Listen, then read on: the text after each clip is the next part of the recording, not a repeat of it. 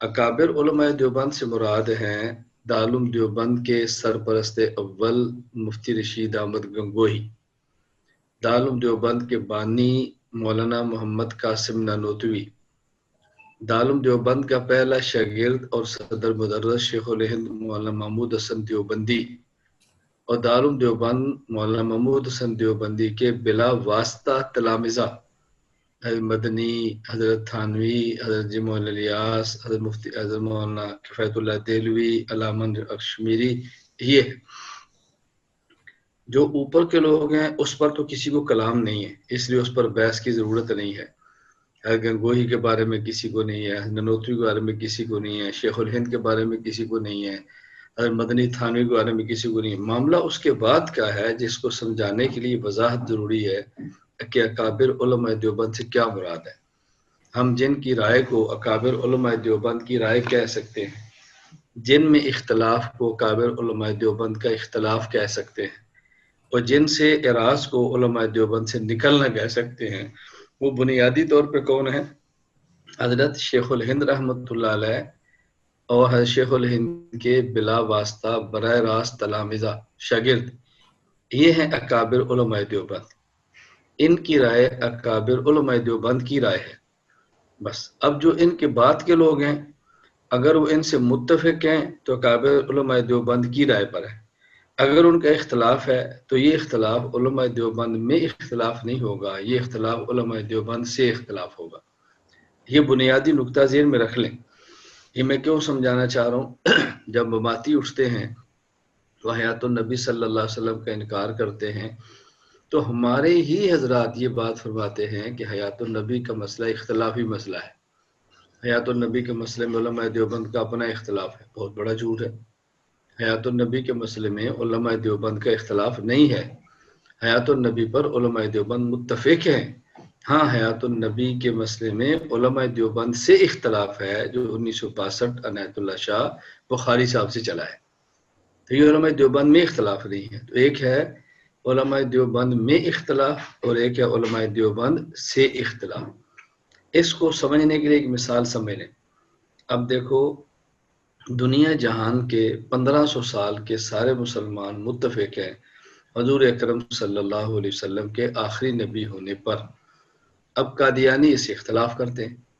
اب اگر کوئی بندہ یہ بات کہہ دے کہ ختم نبوت کے مسئلے میں مسلمانوں میں اختلاف ہے، کچھ مسلمان مانتے ہیں کچھ نہیں مانتے، اب ظاہر ہے جب تک قادیانی نے دعوی نبوت نہیں کیا تو مسلمان تھا، وہ کافر تو نہیں تھا، تو مسلمانوں میں اختلاف ہو گیا نا، بعض ختم کے قائل ہو گئے، بعض منکر ہو گئے۔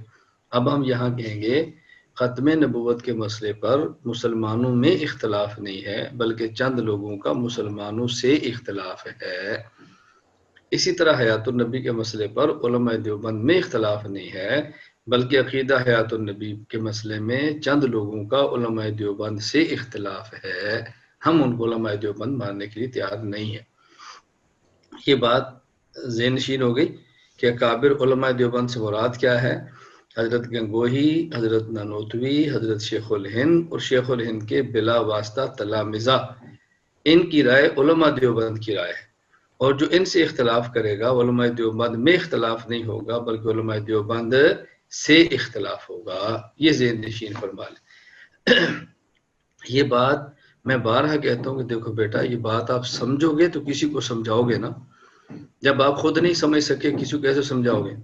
ہمارے المیہ کیا ہوتا ہے، آج ایک بات میں کرتا ہوں تو لوگ کہتے ہیں جو علماء دیوبند میں اختلاف ہے، کیوں؟ مولانا محمد الیاس گمن نے یوں کہا ہے۔ کوئی بات کوئی اور عالم کر دیتا ہے، میں اب نام نہیں لیتا، اچھا نہیں لگا، آپ میں سے بعضوں کو بعض سی عقیدت ہوتی ہے تو وہ پھر عقیدہ چھوڑ دیتے ہیں، عقیدت نہیں چھوڑتے، یہ بڑا ظلم ہے۔ حالانکہ عقیدت چھوڑ دینی چاہیے، عقیدہ ختم نہیں کرنا چاہیے، تو ہم عقیدت نہیں ختم کرتے اور عقیدے پر پانی پھیر لیتے ہیں۔ اب کیا آپ سے لڑیں؟ تو اس لیے میں کہتا ہوں کم از کم ہماری طرز کا بیٹھنے والا بندہ ان دونوں کو فرق سمجھے، بہت اچھی طرح سمجھے۔ ہمارے بہت سارے حضرات اس پر لڑ رہے ہیں، اس میں تو علماء دیوبند کا اختلاف نہیں کہا، علماء دیوبند کا اختلاف نہیں ہے، فلاں فلاں مسئلے پر علماء دیوبند سے اختلاف ہے، تو یہ باتیں اچھی طرح سمجھیں۔ یہ بات جو میں نے تمہیدی باتیں کی ہیں نا، اس کے اندر اس کو بھی آپ نوٹ کر لیں، ابھی نہیں بعد میں انشاءاللہ، نہیں مفتی عاطف صاحب آپ کو دے دیں گے لکھ کر۔ میں نے کہا صرف اس کو آپ ذہن نشین فرما لیں کہ اکابر علماء دیوبند کا مطلب کیا ہے. اب انشاءاللہ آپ کو کبھی بھی الجھن نہیں آئے گی انشاءاللہ اس مسئلے پر کہ علماء دیوبند کی رائے کیا ہے، علماء دیوبند کی رائے نہیں ہے. اب دیکھیں بات اچھی طرح سمجھنا. ایک ہوتا ہے جو فی الوقت ہمارے بڑے ہیں ان کی رائے کو قبول نہ کرنا کہ ہم ان کی رائے ٹھیک نہیں سمجھ رہے، اور ایک ہوتا ہے ان کی رائے کے خلاف میڈیا پر بک بک کرنا. یہ دو باتیں الگ ہیں. جو بات نہیں ٹھیک ہم کہتے ہیں نہیں ٹھیک، لیکن ہم ایسا نہیں کرتے کہ ایک محاذ گرم کر کے ان کے خلاف پوسٹر بنائیں، لڑائی کریں، بحثیں کریں، چیزیں شروع کر دیں.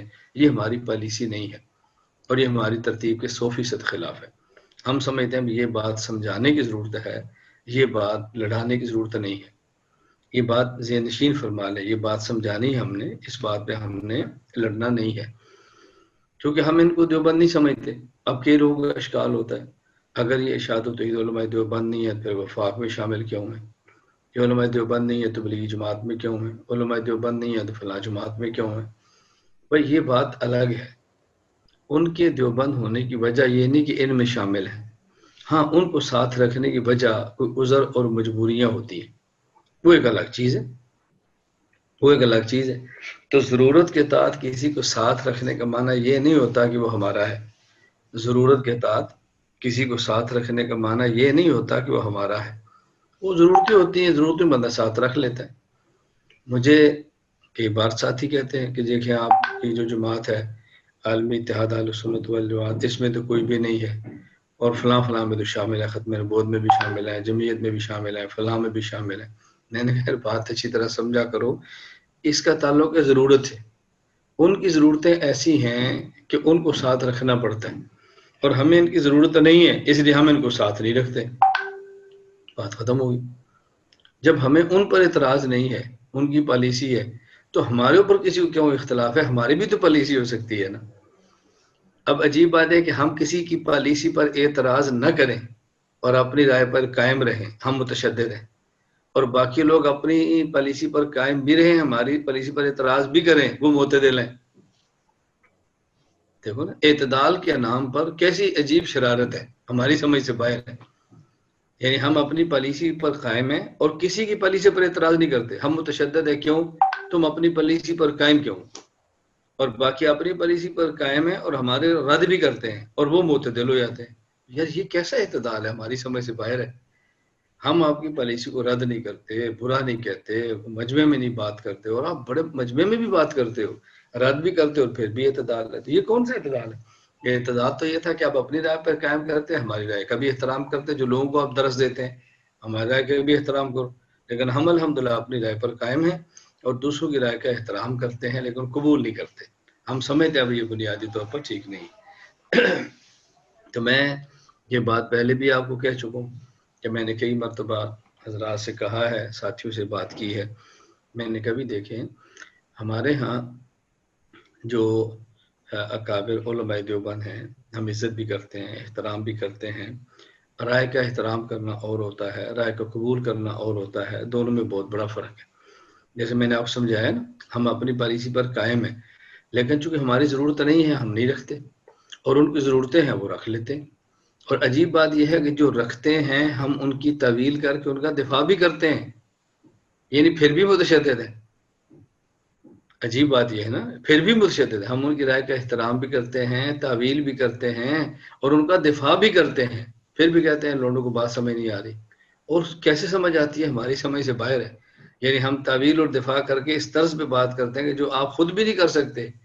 اس طرح میں ایک چھوٹی سی مثال دیتا ہوں. کراچی ایک جلسہ تھا، تو غالباً 2 یا 3 سال ہو گئے ہوں گے. ان دنوں میں اعتراضات چل رہے تھے متحدہ مجلس عمل پر، رافضی ساتھ رکھا ہے، یہ کیا تو وہ کیا. میں دیکھو رافضی ساتھ نہیں رکھتا کبھی بھی، اور میں دفاع کر رہا ہوں، جلسے میں بات کر رہا ہوں. میں نے کبھی آپ کو یہ تو اعتراض ہے کہ مولانا نے ساتھ رکھا ہے رافضی کو، تو آپ اس بات کو سمجھنے کے لیے ایک بات سمجھ لیں. آپ کے مدرسے کے محتمم صاحب ہیں، اور جو مدرسے میں طلبہ پڑھتے ہیں ان کی وہ چائے شائے خصوصی دسترخوان تو روزانہ لگتا ہے، دفتر میں بلا کر خصوصی چائے نہیں پلاتے. اور ایک عیسائی آتا ہے، اس کو بلاتے ہیں، دفتر بیٹھاتے ہیں، کہتے ہیں بیٹھانے کے لیے چائے لے کر آؤ. اب طالب علم گرم ہو جاتے ہیں، ہم 6 سال سے پڑھ رہے ہیں، ہمیں تو کبھی بلا کر چائے پلائی نہیں. اور یہ عیسائی چوڑ آیا تو ابھی اس کو دفتر بٹھا کے چائے پلائی ہے. تو میں کہتا ہوں موت ساتھ چائے پلائی, ذرا تھوڑی دیر انتظار کرو, یہ چائے کے بعد کرتے کیا ہیں یہ تو دیکھو ذرا. جب چائے پی لے تو پھر کہتے ہیں بیٹا بھی ہمارے 4-5 طلبا ہیں تو بہت بڑا مسئلہ بن گیا, نکاسی ٹھیک نہیں ہے, تو آپ کو بلایا ذرا گٹر صاف کر دو. چائے پلا کے اس کو گٹر میں اتار دیتے ہیں اور صاف کراتے ہیں تمہارے گند کو.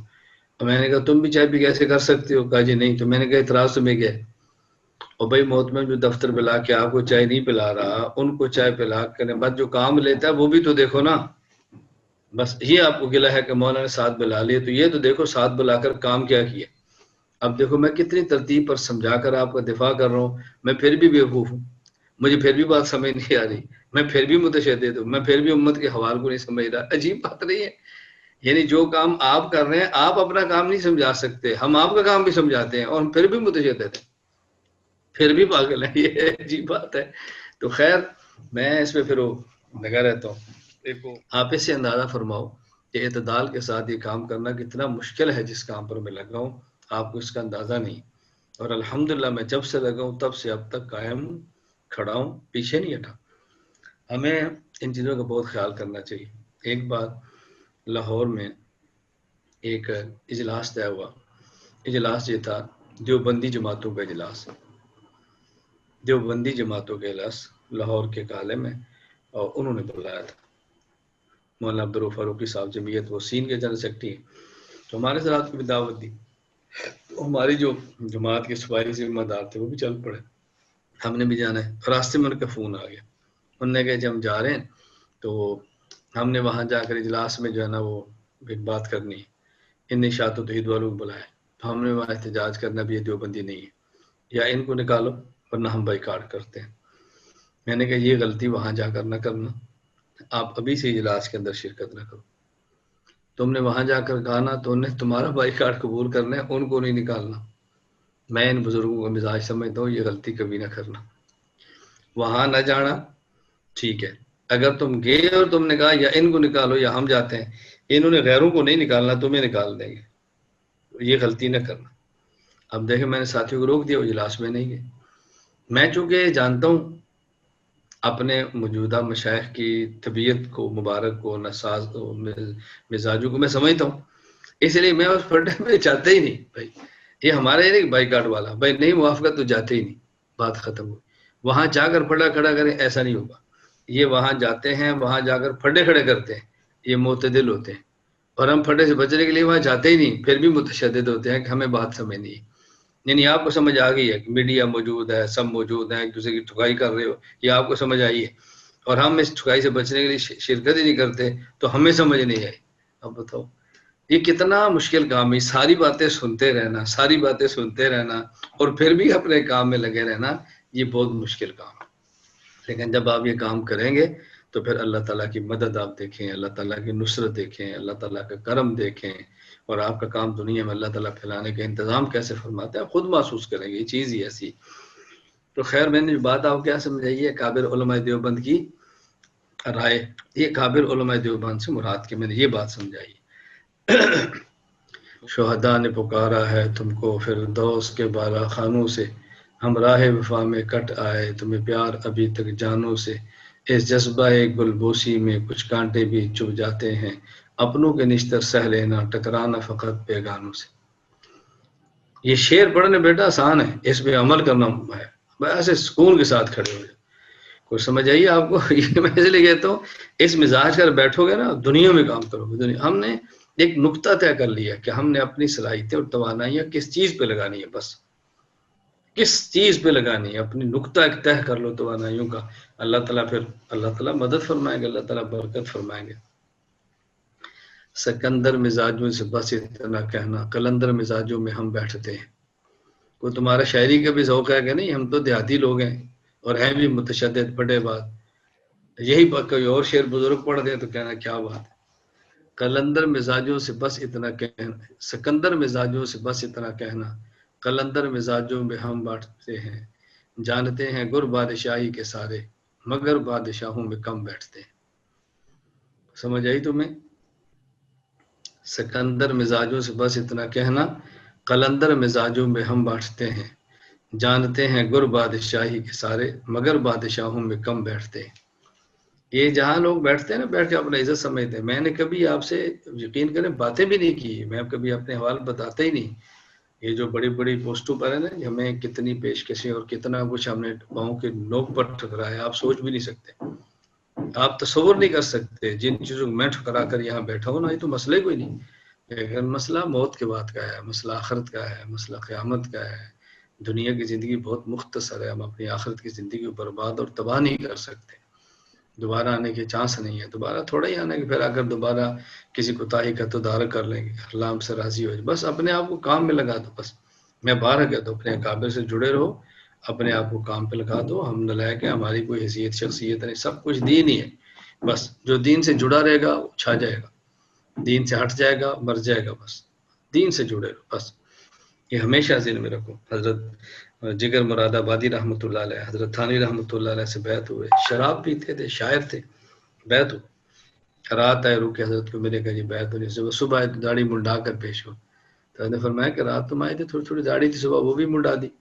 تو جگر مراد آبادی نے کہا تھا کہ آپ حکیم الامت ہیں، میں مریض الامت ہوں۔ رات جو داڑھی تھی میں نے رکھی نہیں تھی، شیف بڑی ہوئی تھی، تو میں نے اس لیے منڈائی کہ آپ غلط فہمی نہ ہو کہ جگر کی داڑھی ہے، تو میں نے دھوکہ نہیں دیا حضرت آپ کو۔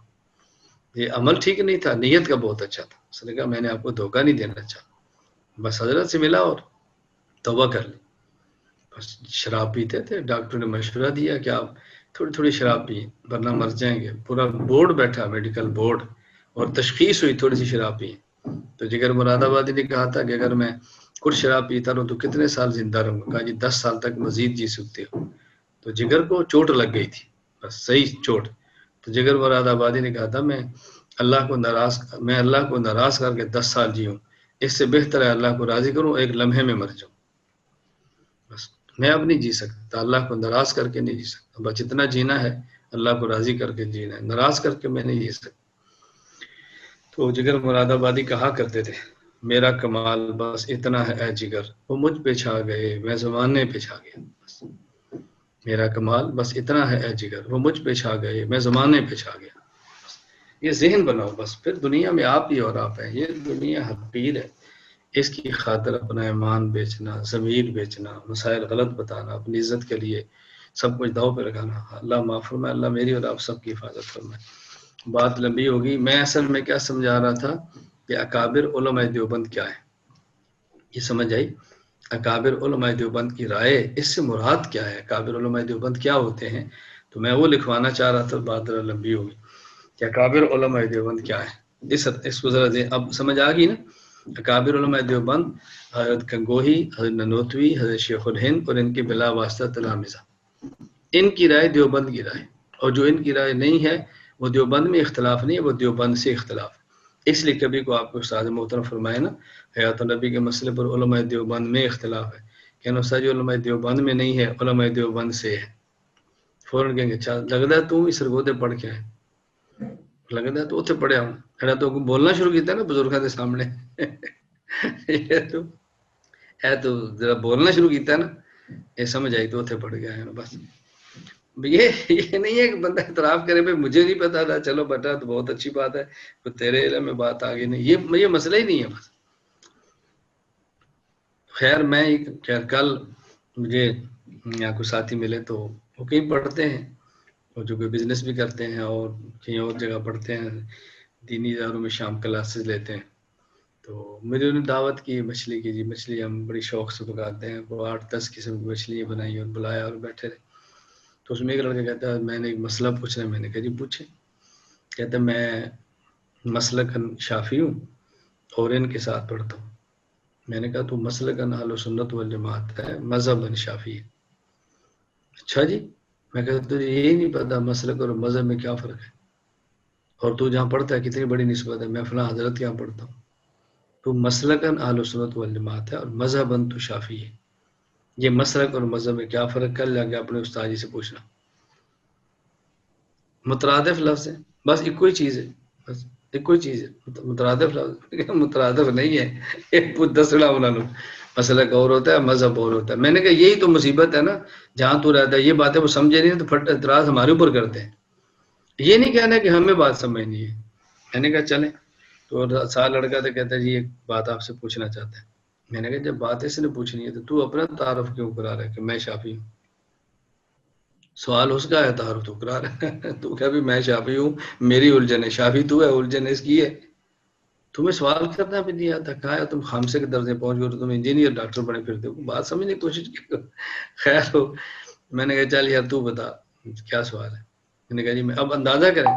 لڑکے نے کہا جی میں کلاس میں تھا تو میں نے استاد جی سوال کیا کہ استاد جی یہ جو ہم شوافے کی بات کو قوت دلیل کے ساتھ رد کرتے ہیں، تو جب شوافے کی بات اتنی کمزور ہے تو پھر شوافے اپنی بات پہ کیوں لگے ہوئے، وہ اپنی رائے چھوڑ کیوں نہیں دیتے؟ تو کہتا ہے مجھے استاد جی فرمانے لگے کہ کہتا ہے مجھے استاد جی نے فرمایا کہ تم ہماری درسگاہ میں ہو، تمہیں حناف کے دلال قوی لگتے ہیں، جب تم شوافی کی درسگاہ میں بیٹھو گے تمہیں ان کے دلائل قوی اور ہمارے کمزور لگیں گے. میں نے کہا پھر؟ کہتے استاد جی میں شک میں پڑ گیا.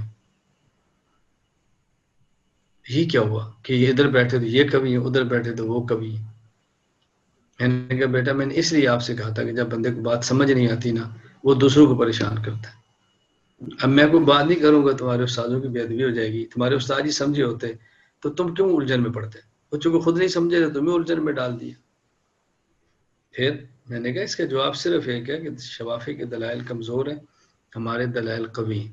شوافی اپنا مذہب کیوں نہیں چھوڑتے؟ اس لیے کہ وہ اپنے دلائل کو قوی سمجھتے ہیں، فی الواقع میں ضعیف ہے. بس کہتا جی مزہ آ گیا. میں نے کہا کیوں نہیں مزہ آئے گا؟ ہم اپنے دلائل کو قوی سمجھتے ہیں، ان کو ضعیف سمجھتے ہیں.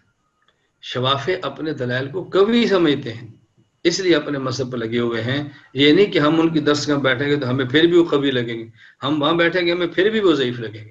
ان کو اپنے قوی لگتے ہیں اس لیے بیٹھے ہوئے.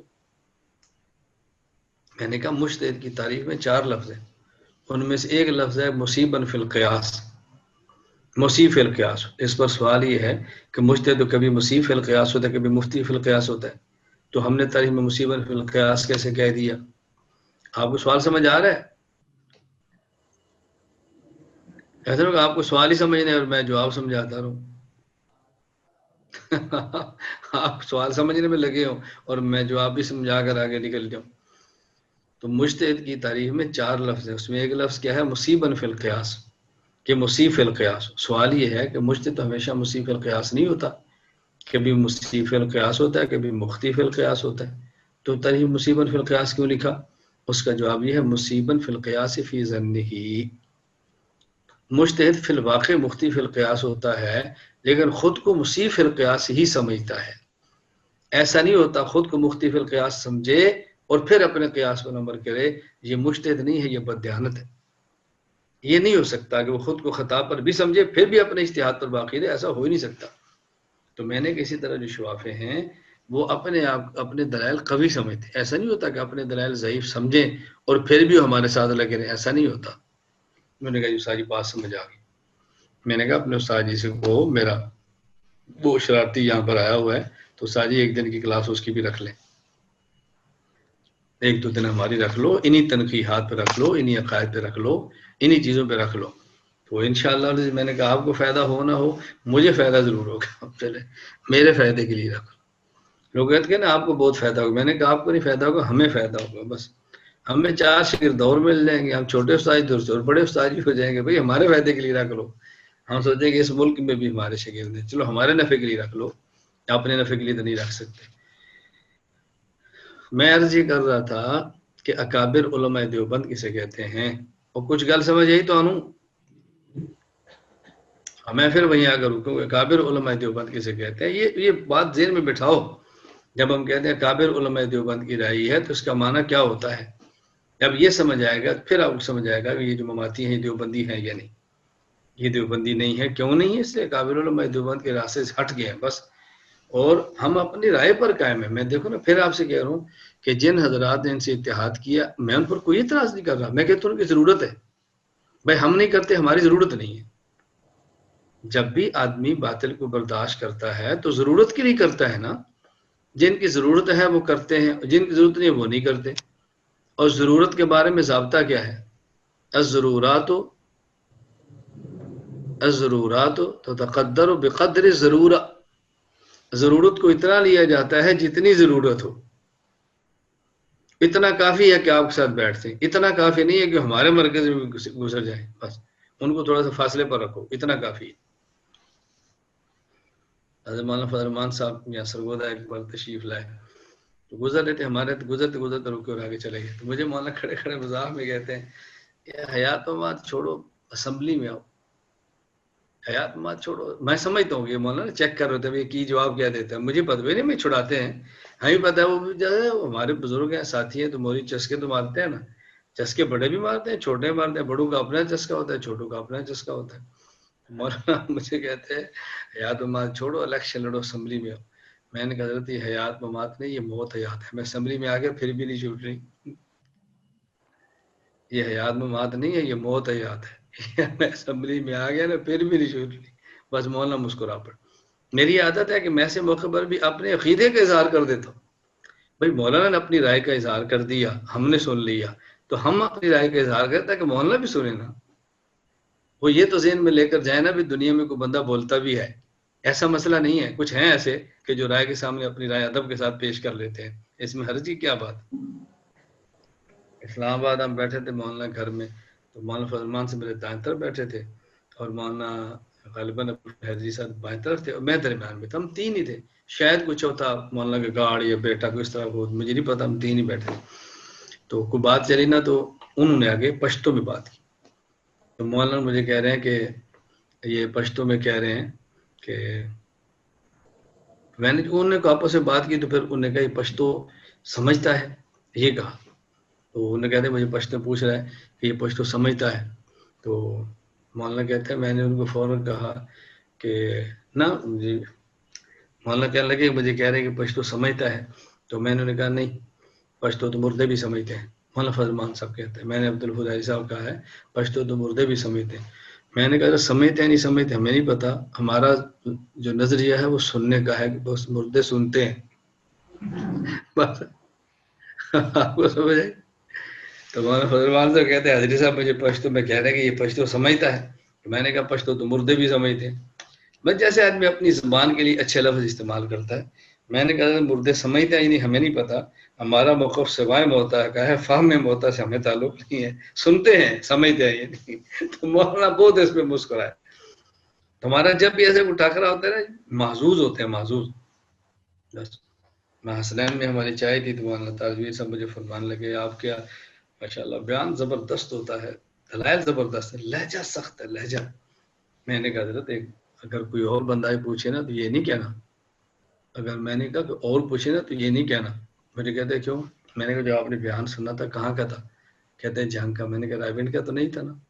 تو مولانا مجھے کہتے ہیں میں تنقید نہیں کر رہا. میں نے کہا میں تنقید کا جواب نہیں دے رہا، میں بھی ایک بات سمجھا رہا ہوں. کوئی اور پوچھے گا نا تو آپ نے یہ کہنا دلائل اچھے ہیں، لہجہ سخت ہے، تو لوگ کہیں گے مولانا طارق جمیل لیاز گمن کے اختلاف ہے. اس لیے آپ نے یہ کہنا ہے کہ ماشاءاللہ اس کو جھنگ کا لہجہ بھی آتا ہے، رائے کا لہجہ بھی آتا ہے، یہ کہنا ہے آپ نے.